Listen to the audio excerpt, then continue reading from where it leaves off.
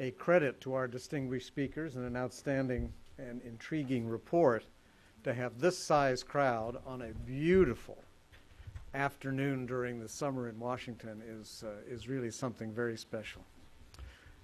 My name is Kent Hughes. I run a program here at the Woodrow Wilson Center on America and the global economy. So we're very much concerned about globalization. Innovation defines a lot of what we do, and we worry about the current state of and long-run future of the U.S. economy, which we will get to shortly. For those of you who are new to us, let me just say a word or two about the Woodrow Wilson Center.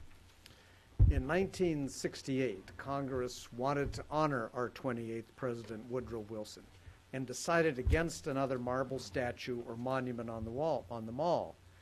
And instead, they wanted to create this living memorial that would capture both sides of his life. As you may know, Woodrow Wilson was the only president to have earned a PhD. And in his era, he was a very prominent political scientist before going on to be president of Princeton, then governor of New Jersey, and a two-term president. So what the assignment that they gave to the Wilson Center was to bring together that policy analysis, that academic side of his life, together with people that are making or influencing public policy. And we do that with meetings like this.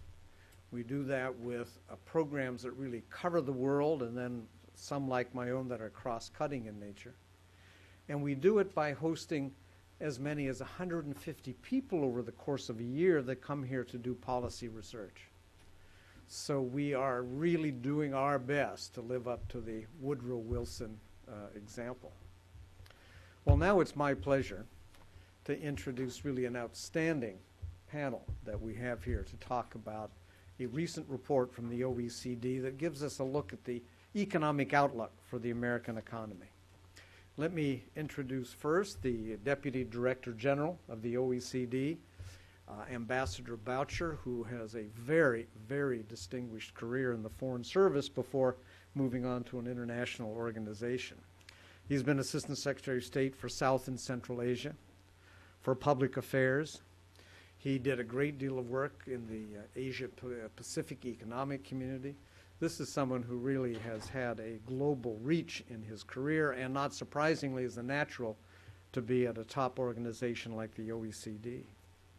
And it's also a delight to welcome back to Washington an old friend, Karen Kornblue, who is our ambassador to the OECD.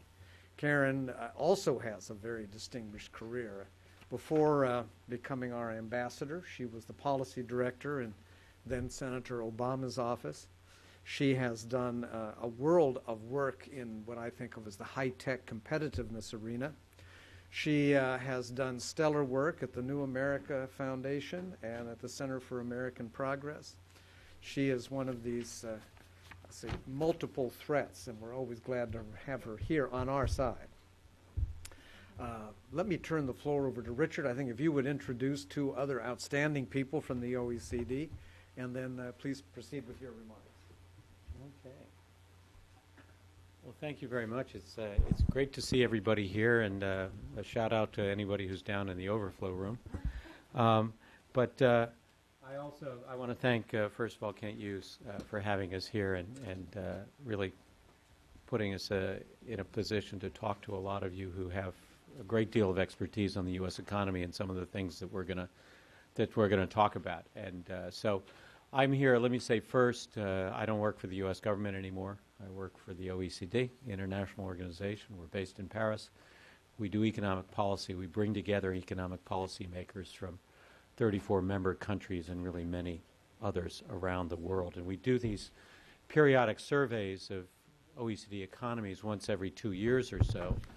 And each time we focus on sort of what's the macro picture and the growth path, and then what are the key challenges for the economy to be looking at. And this time in the United States, one, we've dealt with labor and inequality issues, and then innovation issues. So those are two of the big themes that we'll talk about.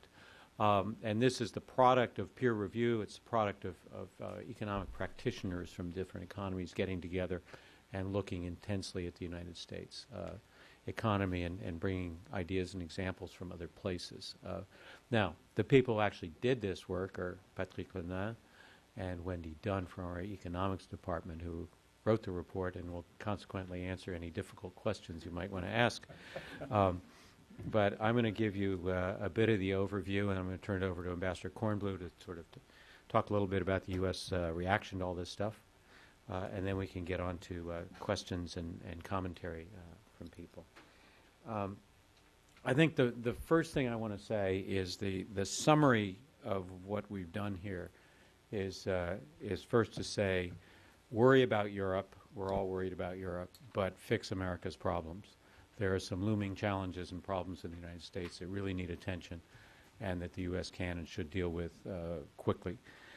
The first one is obviously, for many of you in Washington, no surprise, and that's the fiscal cliff. How it got that name, I don't quite know. I think of it as a train wreck or a guillotine, but in any case, it's the automatic spending increases, spending cuts and tax increases that would go into effect at the end of the year without some change in the political program. And those things will produce, according to the Congressional Budget Office, a sharp decline in growth to about 0.5% next year and an increase in unemployment. So that's not a scenario anybody wants. One of the things we're saying in the report is there is a medium-term path towards fiscal sustainability over the next couple of years that can be done through a process of some reforms in transfer programs, changes in tax expenditures, and a number of other important steps in their own right that make the tax code more neutral, but that there is a medium-term path to fiscal sustainability that the United States should consider, should pass, and should go ahead with. The chart that I put up for this is, you see that this is an upside-down cliff, so the dotted line that goes sharply up, that's the automatic changes that are already slated for the end of the year if we don't do anything different, and that's what produces the shock and the reduction in growth next year. The sort of dotted line that goes up a little bit and then starts coming down again as we all get older and spend more on our health care, that's the sort of don't worry, be happy, let's just continue the way we are line. That's not a sustainable path either. So what we're talking about, what we're plotting out in this report, is the bold line. Bold, OECD, put those together in your brain, is the bold line that goes up and says, you know, we can really, the U.S. can really make these adjustments and put itself back on a path of fiscal sustainability in the next half decade or so. The ways to do that, look at tax expenditures as much as spending cuts. We're always saying lower the rate, broaden the base. I mean, I think that's our basic approach to taxes. There are a lot of things built into the U.S. tax code that treat different kinds of income, different kinds of investment differently, and those distortions play their way through into the economy, so you want to have a more neutral tax code that doesn't tell people where and how to invest their money. You have to look at a lot of the tax expenditures, including difficult political ones like mortgage interest deductibility and some of the other big deductions. The second is there are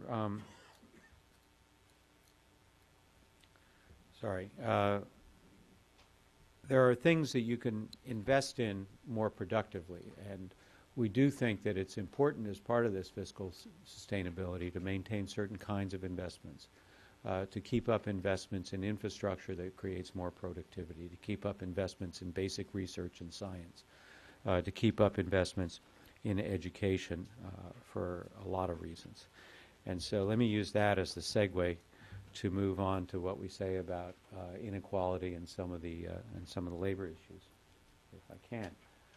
One of the things that people have talked about a lot is the growing inequality in the United States.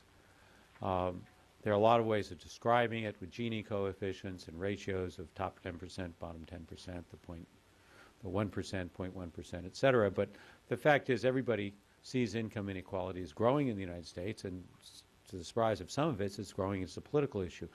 This may be partly why. This is a chart actually drawn from another report that says the social mobility in the United States, or the persistence of social immobility in the United States, is higher in the it's higher in the U.S. than it is in many European countries. Meaning, if you're born poor, you're more likely to stay poor in the United States than if you're born poor in France or all these European countries down to the left, including Canada. And that, I think, that goes against, for many of us, that goes against how we were brought up and what we believed all our lives. For the older people in the room, remember Jay and the Americans, Only in America. The song from the 60s, it's not true anymore. At least it's not as true as it used to be, and it's not true. It's not as true in the United States as it is in many of these countries. So there are elements there that may explain income inequality, but that social mobility element, I think, is one that bothers a lot of us as we examine it and talk about it. Why has this happened? Again, a lot of reasons. Bit of tax code, transfer systems in the United States have gotten many and diverse and don't necessarily target the poorest, but also changes in the structure of the economy. And one of the big things that we see is that the premium on having higher skills and higher education has gone up much more quickly than the wage levels of people who don't have those skills. And so there's a high demand for people with skills, low demand for people without them, and that is creating a lot of this difference in the wages, in the actual earnings of people, and that's the inequality that we see as being the strongest. So dealing with that problem has become, I think, one of the best solutions to the inequality problem, but it also contributes to a whole lot of other goals, including the innovation goal. The key in the education area in the U.S. appears to be in the secondary education system. That at the secondary level is where kids get or don't get what they need to go on to tertiary education and complete college or complete vocational school, whatever they're going on to. In our work on education around the world, we find time after time it's good teachers, it's best teachers with the best training, with best pay, with high status in the society, and then getting the best teachers in the worst schools. That turns out to be one of the keys in a lot of countries in terms of how the education system delivers quality education to people that are less advantaged. And in this regard, the United States is one of only 3 countries in the world that we've studied, or at least 3 countries out of the 34 in the OECD, that spend less on disadvantaged students than they do on other students. Most other countries, it's the other way around, that you spend more on kids who haven't had advantages. In the United States, it's not that way, partly because of the way we finance education, local schools, local funding, and therefore the poorer the district, the poorer the schools, and the poorer the students, and the poorer the outcomes. So one of the things that we're talking about in the report is to broaden the funding for education and to use state-level funding as opposed to local-level funding so that there's more money going into the schools of disadvantaged areas. There are other things that we can do, but one of the ones that's important, I think, in terms of the inequality issues is also the issue of long-term unemployment that's on the radar right now. And this is an interesting chart because if you start in the old days, and way back in 2007, the boxes at the bottom, the United States had a very low level of long-term unemployment as part of our unemployed. And then we shot up with the arrow to 2011, and you see we're now at the same levels of long-term unemployment as a lot of economies, including European economies. And that's a problem that we need to deal with. It hasn't, I don't think we'd say it hasn't become a structural problem. We see a lot of people who we think are, you might say, unemployed long enough that they may drop out of the workforce, that they may run out of options, and that it's important to develop policies and to do things at this point so that those people don't become structurally unemployed. And there are a variety of ways we can do that. We talk about active labor market policies that we've seen to be successful in a number of other places. That means better job placement, better worker training, better finding the skills and matching them to jobs. And the United States spends a relatively small portion of its budget compared to other countries on these sort of active labor market policies. and you can target individuals who are more likely to have problems finding a job over the long term and help them stay in the workforce, get back in the workforce. Same with things like disability payment system in the United States. We've seen disability payments go from 3.5% of the workforce 20, 30 years ago to 6.6% most recently. 6.6% of people in the workforce are actually not working, they're receiving disability payments. They very rarely go back into workforce. Other countries have seen this. Netherlands has done a series of reforms in this regards. Part of it is testing, but part of it is also finding ways for them to work part-time, telecommute, whatever, so that people who are on disability still have a contribution to make in the workforce and still have the ability to earn money and not just collect disability. Now, these things in terms of education and keeping people in the workforce with better skills also contribute to innovation. Now, U.S. remains one of the world leaders in innovation. There's no question about it. There are, breakthrough products coming out of the United States. There are new technologies, new ways of doing business, all sorts of great things still coming out of the United States. We have the centers of various spots around the country. We've got financing mechanisms and things. But we're seeing signs that indicate that the U.S. may be,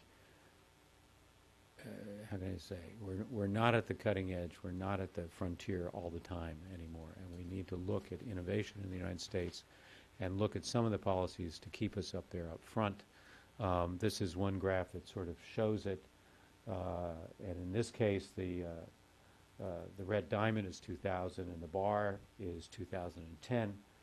You see we've sort of stayed at the same place while others have moved their red diamonds up. And others are learning from the United States on innovation policy and R&D spending and things like that. And that's our competition in the world now for innovation. And so as we've kept a very high level of performance, others have figured out what we're doing and trying to get beyond that. And so that's one of the things we're dealing with in the world. And we see that in a number of places. So how do we promote better innovation in the United States? Well, a lot of it comes back to education and how we get people into tertiary and above education based on based on better secondary. Having a more variety of paths to acquire technical skills, especially in the United States, apprenticeship, internships, school-to-work programs, community college programs, places where people who may not be bound for an academic life can go, can work their way into the workforce, can make sure that they're getting skills that employers actually want. So this combination of employers working with educators is very important. And that sort of technical workforce contributes to manufacturing, contributes to shop floor innovation, contributes to the overall economy. And at the same time, actually, that's one of the best ways to reduce inequality. So science, technology, engineering, and math education, obviously a key part of this. We talk about that quite a bit in the report. What are the things the United States can do to tap more potential there? Excuse me, especially for girls, for women, getting more women into science, technology, math programs and occupations should be an important untapped potential for the United States. Efforts to do more manufacturing, because manufacturers do a lot of the research and development. So what are the programs government can use to promote manufacturing?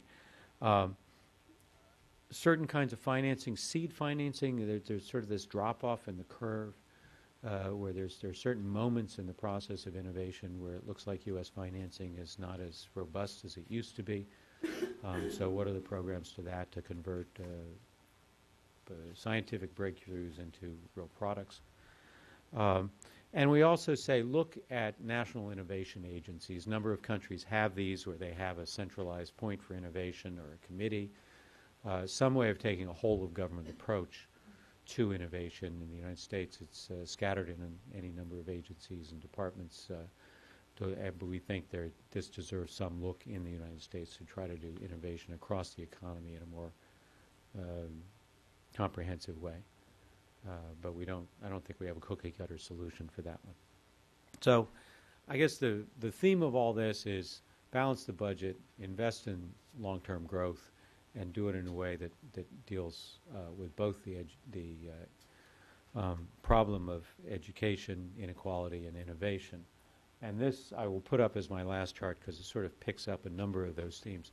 This is what I call the scariest chart in the world, because when you start looking at it, what you see is this band where the United States is, that the squares are the old squares. They're people like me, 55 to 64.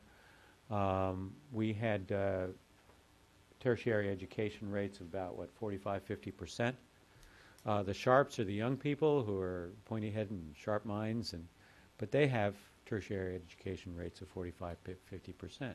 So the United States has kept the pace, but it used to be, for my generation, that rate led the world.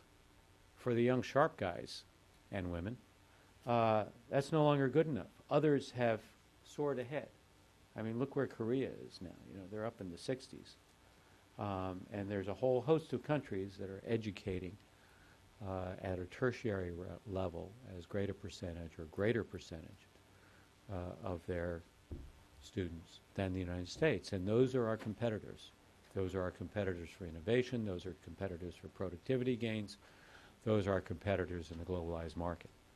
And that's why I say this chart is scary, because that's where we've got to catch up with, is getting more people at higher levels of skills, as well as filling in the skills gap in apprentice and technical skills level. And that'll help us deal with any number of problems. But that becomes, for the United States, one of the keys to how we move forward. So there we are. That's the basic outline. Be happy to discuss things further. Many of you are experts on parts of this, maybe the whole thing, and interested in hearing from you. But let's hear from Ambassador Kornblum first, since she's behind much of the work we do at the OECD.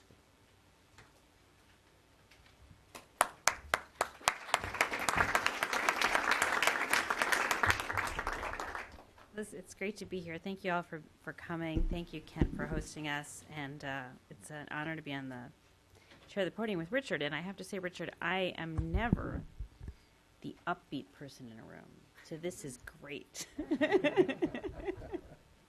So I just want to say a little bit about the provenance of this report, why I think we should pay attention to it, and why I think it actually comments favorably on key policies that either President Obama has proposed or that the administration is already pursuing. Yes, positive.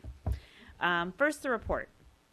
Hundreds of hours went into this endeavor, both within the U.S. government in terms of providing information on what we've been doing, data that we have, and by OECD staff, including Chief Economist Pierre Carlo Paduan and Andy Wyckoff, the OECD Director for Science and Technology. These economists, as they have in preparing previous surveys, worked with Congress and the administration, with Democrats and Republicans, and mostly with other technical experts without reference to political affiliation. OECD reports are then scrutinized carefully by officials from the world's largest and most important economies. And I meant to step back at the very beginning and tell you a tiny bit about the OECD. So I'm the U.S. ambassador to the OECD. The OECD is a 34-member international organization. And when you pick up the newspaper every couple of years and read about how U.S. 15-year-olds are doing in reading and science and math compared to other countries, that's OECD data. When you hear about where we're doing in terms of broadband, that's OECD data. They are the folks who provide the comparable cross-country data. And then they do the analysis, and countries come together, compare best practices, and raise standards to the best practices of each other, and then peer review how each other are doing in terms of implementing. So the Anti-Bribery Convention is the U.S., as the OECD, investment guidelines are OECD, tax duplication and transparency rules come out of the OECD. It's a totally non-political organization with no domestic agenda in the United States. And really what it does is it marshals facts and hard-nosed analysis on behalf of, in this case, American economic prosperity. And that's why this is so interesting. And this OECD report is very strong stuff. So I'm going to focus on where the OECD recommendations show that our prosperity is advanced by a balanced approach that takes into account both current fiscal challenges and then the challenge of how we can better advance economic growth. And as part of this balance, the report recommends that as we cut elsewhere, we make sure we keep doing three things that the administration has already started doing. One, short-term investment based on this narrow window of opportunity in training our workers so that we can put people back into the market who've been forced to the sideline. That's absolutely essential that we keep doing in the short term. Long term, we make the investments in education for the sake of our children's prosperity. And then in the short, medium, and long term, investment in innovation strategies that the U.S. can grow high wages while it grows jobs. And, these charts are downers, but this is not stuff that happened overnight. I mean, I've known Kent now for 2 decades. We're both in grade school. And we met because we were both really interested in what was at first called industrial policy, and then called competitiveness, and then called innovation, and then called research. Now I think it's called industrial policy again. But because these issues were urgent 2 decades ago, and they've only gotten more so. And what the administration is now doing is putting in place the kind of boring but essential policies meant to address these very issues that we've been studying for all of this time. And so like the administration, the OECD rejects the false dichotomy of spending versus cutting, but recommends cutting wisely while continuing to invest in training, education, and innovation. So I'm just going to give you, go in a little bit deeper on education and innovation and what the administration is doing and how the OECD is talking about it, and maybe putting some frame on what the administration is trying to do with them. First, according to the OECD, our inequality can best be addressed through education for everyone. Traditionally, the U.S., as that chart showed, what it showed is that the U.S. had this competitive advantage of always having the best educated workforce. And other countries have started trying to copy this strategy, and the demand for technical workers has gone up. So there are actually jobs out there that pay high wages, but our production of those high-wage workers stagnated. Other countries are trying to catch up.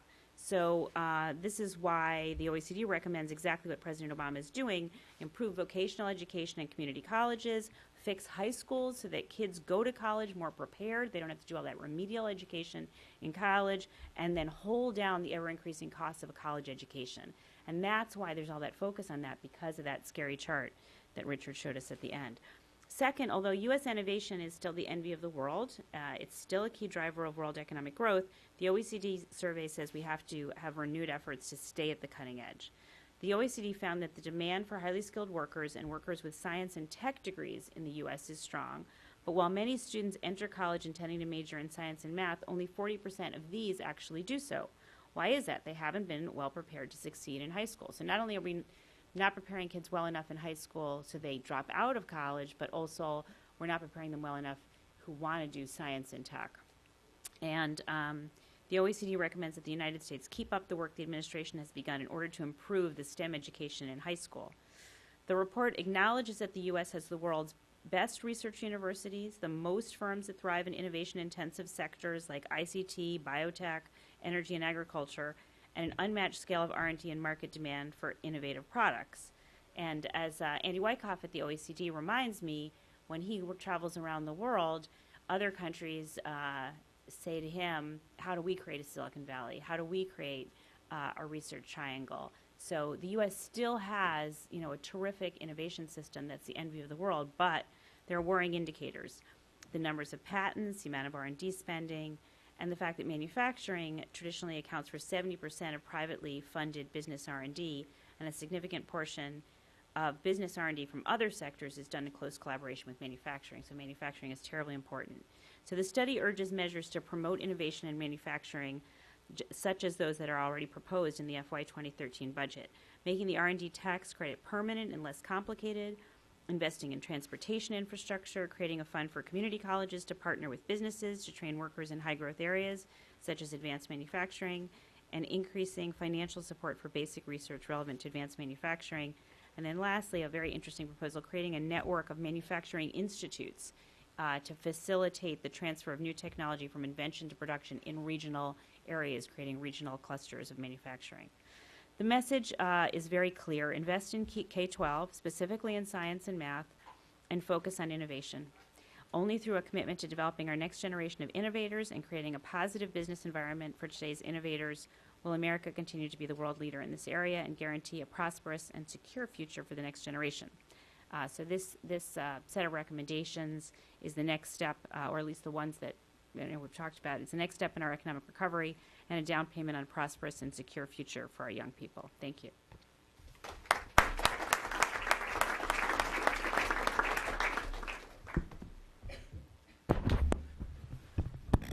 Our panel has graciously agreed to take some easy questions. I think that was the ground rules, wasn't it, Richard? So let me ask you, please, to wait for a microphone, and please identify yourself and your affiliation where appropriate. Who would like to ask the first of these softball questions?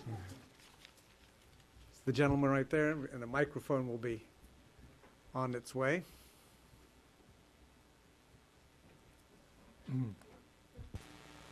That's the gentleman right there. Hi. I'd like to ask... Introduce yourself, if you would. I'm Todd Post from Bread for the World Institute, and I'd like to ask a question of Mr. Boucher. You mentioned that the U.S. ranks very low in terms of what we spend on disadvantaged students, and I'd like to know, I'd imagine, well, the inequality, you also talked about high inequalities in the United States. Is that a corresponding trend that as inequality has risen, so has what we've been spending on low-income children or in low-income students, or is that something that has always been the case, that we've spent less on low-income students? That's a question for Patrick and Wendy, and I'm not. Do we have the answer yet? I mean, I don't have numbers handy, but I don't think this is a new phenomenon. I think, as Richard said, the structure of our education financing system makes it such that it's sort of built in that, wealthier communities have a wealthier tax base or a wealthier, property tax collection, and so they necessarily have more resources to devote to the schools. So you do see, in addition to there being differentiation across localities, you see it across states, and to the extent that they are more or less state financed as opposed to at the local level. So it's not a binary thing, but it's, there are different states do different things. The gentleman there, and then with the gentleman here. Will Amatruda. I have a question about chart number 2 that Ambassador Boucher showed, where the likelihood of children staying in the same income bracket as their parents is never more than about 1 out of 2. I was an undergraduate sociology major in the 1960s. Social stratification, and what we were taught was that the likelihood of winding up, well, the way they phrased it was the same social class as your parents in the United States was 80%. In other words, only 1 in 5 either did better or did worse. Now, I wonder if this is just an artifact of perhaps the income brackets not being in constant dollars or something like that, or some similar type of explanation. Perhaps. I think the chart comes from Growing Unequal, right? From a different report, and that's probably where the underlying data is, as opposed to here. And this snapshot doesn't measure it over time, so I can't tell you if during the time from when you studied, and this measurement I think is in the 2000s.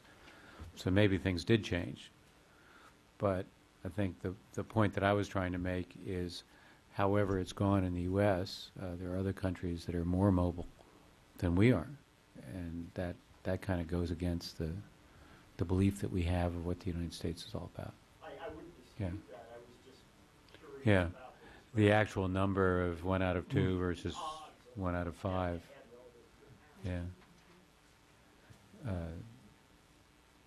The gentleman here, and then Solvig. Liz, right in front of you. Steve Merrill with the National Academy of Sciences. Two questions, if I may. One has to do with the subject that is on everybody's mind, but you haven't mentioned, which is healthcare.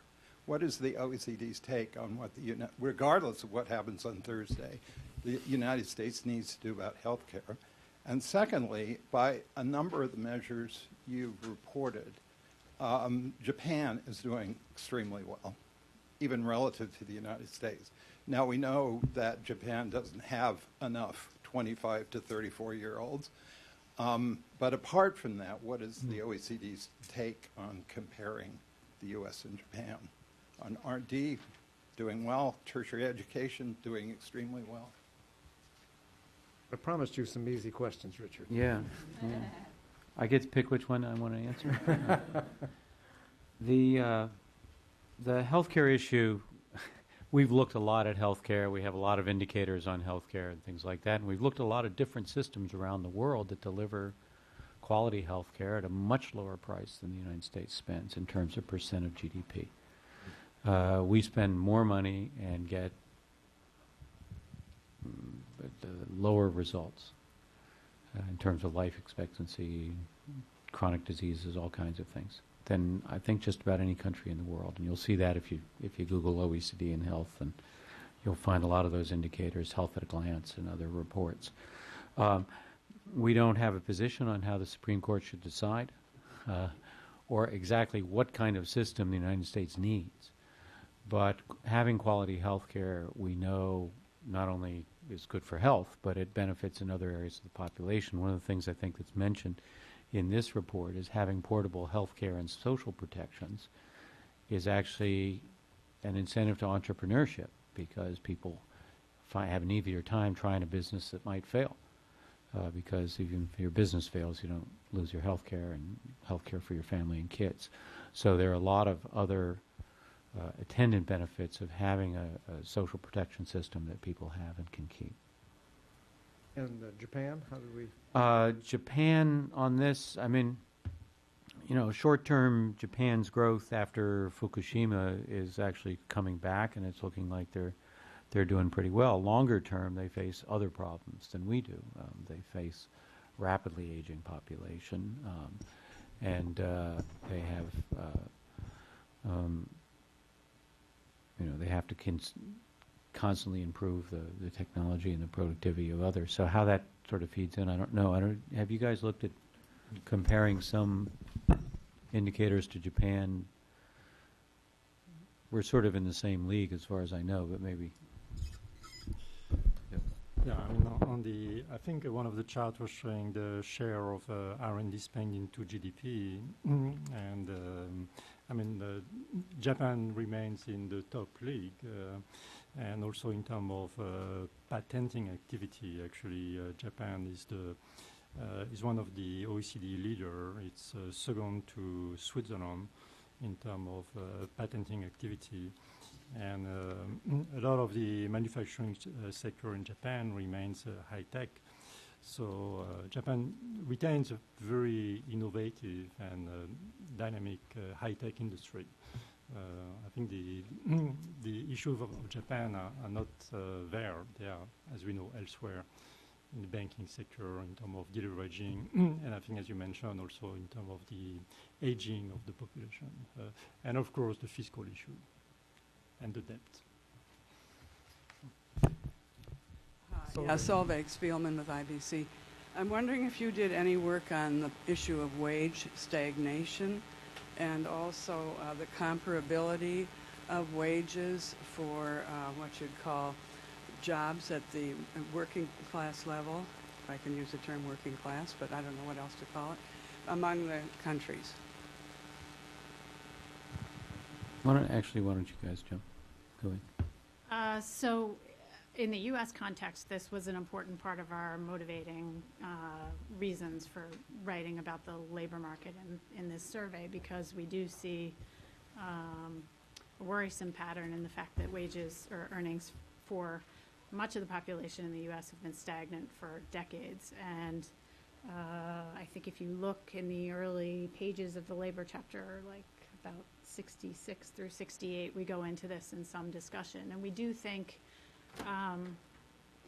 it's related in large part to this fact that demand for skills is increasing, but that supply of skills is not increasing as quickly.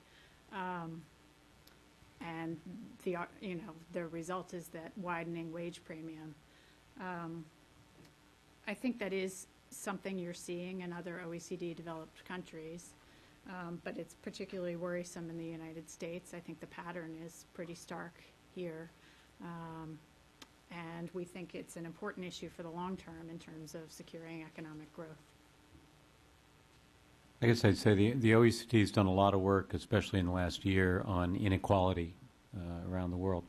And we've looked at it from the social point of view. There are a lot of social factors that go into it. Doctors marry doctors and things like that in different places. There are economic factors. The economic folks have looked at inequality and where it comes from. We've tried to examine how much globalization is involved.